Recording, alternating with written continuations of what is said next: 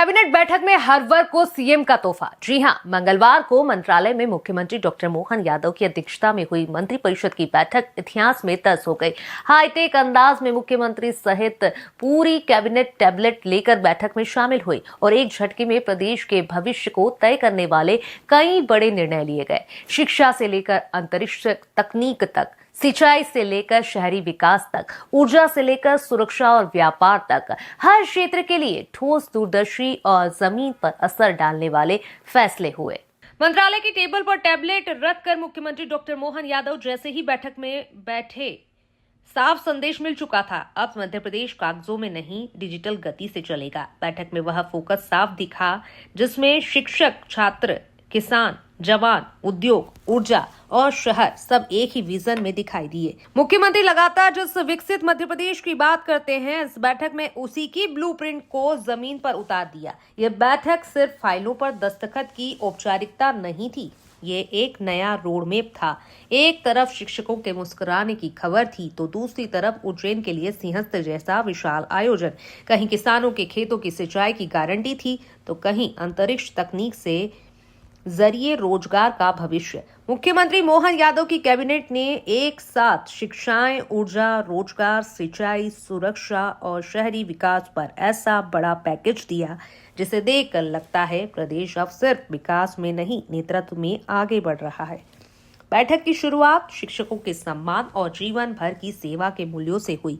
मुख्यमंत्री ने शैक्षणिक संवर्ग के सहायक शिक्षक व नवीन शैक्षणिक संवर्ग के प्राथमिक माध्यमिक शिक्षकों के लिए बड़ा फैसला लेते हुए घोषणा की कि अब 35 वर्ष की सेवा पूरी करने पर चतुर्थ क्रमोन्नत वेतनमान दिया जाएगा। इसके लिए 1 जुलाई 2023 या उसके बाद की सेवा अवधि को मान्य किया गया।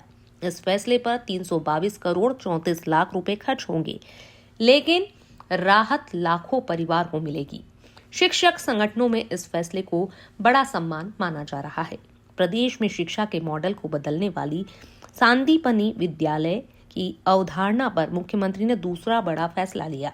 मंत्रिपरिषद ने 200 सर्व सुविधा युक्त सांदीपनि विद्यालयों के दूसरे चरण के लिए 3,660 करोड़ रुपए मंजूर किए। मुख्यमंत्री ने साफ कहा कि अच्छी शिक्षा ही भविष्य बनाती है, इसलिए नए स्कूलों की क्षमता 1000 से अधिक रखी गई। सिंहस्थ 2028 की तैयारी के लिए उज्जैन को बड़ी सौगात मिली। उज्जैन शहर की जल आवर्धन योजना को 1,133 करोड़ 67 लाख रुपए की मंजूरी दी गई। सिंहस्थ जैसे ऐतिहासिक आयोजन में यह परियोजना भविष्य में जल व्यवस्था की रीढ़ बनेगी। सुरक्षा और बलिदान को सम्मान देने के मामले में मुख्यमंत्री ने मानवता और संवेदना की मिसाल पेश की। जिला मऊगंज में ड्यूटी के दौरान हमले में जान गंवाने वाले सहायक उप निरीक्षक स्वर्गीय रामचरण गौतम के परिवार के लिए 90 लाख रुपए की श्रद्धानिधि स्वीकृत की गई। ग्वालियर व्यापार मेला 2026 और उज्जैन विक्रमोत्सव व्यापार मेला 2026 में ऑटोमोबाइल विक्रय पर मोटरयान कर में 50% की छूट दी गई। मंत्रिपरिषद ने 3 सोलर सह स्टोरेज परियोजनाओं को हरी झंडी दी। Rewa ultra mega solar limited 300 megawatt 4 घंटे, 300 मेगावाट 6 घंटे और 200 मेगावाट 24 घंटे स्टोरेज आधारित बिजली देगी। राजगढ़ और रायसेन जिले के किसानों के लिए बैठक में सिंचाई के मोर्चों पर भी बड़ा पैकेज गया। कुल 898 करोड़ 42 लाख रुपए से अधिक की योजना मंजूर हुई। शहरी नागरिकों के लिए भी मुख्यमंत्री ने एक बड़ी योजना को स्वीकृति दी है। मुख्यमंत्री शहरी अधोसंरचना विकास योजना पंचम चरण को 3 वर्षों के लिए 5,000 करोड़ रुपए मंजूर किया गया। यह योजना सीवरेज, सड़कों, पेयजल, एसटीपी, ट्रैफिक सुधार और ड्रेनेज जैसी नागरिक सुविधाओं को मजबूत करेगी। इसका सीधा लाभ नगर निगम और नगर पंचायतों में रहने वाले करोड़ों लोगों तक पहुंचेगा। मध्य प्रदेश आज एक नए दौर में प्रवेश कर रहा है, जहां तकनीक और पारदर्शिता, शासन में दृढ़ता है और संस्कृति में गौरव का उभार है। मुख्यमंत्री डॉक्टर मोहन यादव ने आज कैबिनेट की बैठक में ऐसा दृश्य प्रस्तुत किया, जिसके संकेत दिया कि प्रदेश अब पारंपरिक कागजों की फाइलों से आगे बढ़कर डिजिटल प्रशासन की ओर बढ़ रहा है। यह केवल दृश्य नहीं, बल्कि एक नई कार्य पद्धति की शुरुआत थी, एक ऐसे मध्य प्रदेश की जो तेज है, पारदर्शी है और आधुनिक भी है।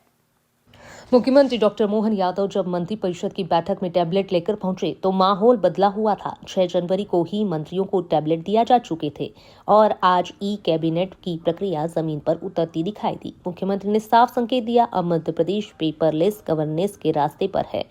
कागज की मोटी फाइलों से आगे बढ़कर डिजिटल एप्लीकेशन पर नोटिस, अनुमोदन, निर्णय, समय बचेगा, पारदर्शिता बढ़ेगी, प्रशासन सशक्त होगा।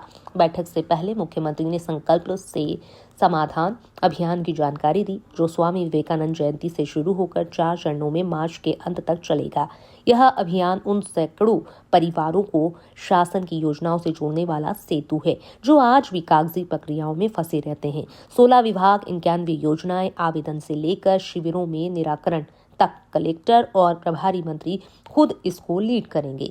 एक संदेश स्पष्ट कि सरकार आपके द्वार ही नहीं, आपके समाधान तक पहुंचने का संकल्प लेकर आई है। इस मीटिंग में मुख्यमंत्री ने स्वच्छ जल अभियान की चर्चा भी की। पीने के पानी से जुड़ा मुद्दा हर घर का मुद्दा है, यही कहा। इस मीटिंग में मुख्यमंत्री ने स्वच्छ जल अभियान की चर्चा भी की। पीने के पानी से जुड़ा मुद्दा हर घर का मुद्दा है, यही वजह है कि GIS आधारित मॉनिटरिंग, जल शोधन संयंत्रों की सफाई, मंगलवार को जल सुनवाई और 181 पर शिकायत। यह मॉडल सिस्टम की तरफ इशारा करता है कि सरकार पेयजल की गुणवत्ता पर समझौता नहीं करेगी। मकर संक्रांति की शुभकामनाओं के साथ उन्होंने संदेश दिया कि यह केवल त्योहार नहीं बल्कि सकारात्मक परिवर्तन का प्रतीक है। 15 जनवरी को बाबई से लाडली बहनों के खातों में 1500 रुपए की किश्त डाली जाएगी। उनके चेहरों पर मुस्कान होगी और यही मुख्यमंत्री की नीति का उद्देश्य है, लाभ सीधे पहुंचाना, बिना बिचौलिए, बिना देरी। लेकिन इस पूरे विकास के माहौल में संस्कृति का गौरव भी बराबर खड़ा दिखाई दिया। प्रधानमंत्री द्वारा घोषित सोमनाथ स्वाभिमान पर्व के 1000 साल पूरे होने पर मुख्यमंत्री ने विदिशा के प्राचीन नीलकंठेश्वर मंदिर में पूजा अर्चना की। अयोध्या में राम मुस्कुरा रहे हैं, उज्जैन में महाकाल प्रकाशमान है और सोमनाथ 1000 वर्षों की यात्रा के बाद भी गौरवशाली है। इस क्रम में मुख्यमंत्री की असम यात्रा की कहानी सामने आई। जैव विविधता के स्तर पर गेंडा, जंगली भैंसा और किंग कोबरा को मध्य प्रदेश लाने की सहमति हुई। बदले में टाइगर, मगरमच्छ और गोर भेजे जाएंगे। यात्रा में गुवाहाटी के सुआलकुची पहुंचे मुख्यमंत्री, जहां रेशम की परंपरा आज भी पूर्व का मैनचेस्टर कहलाती है।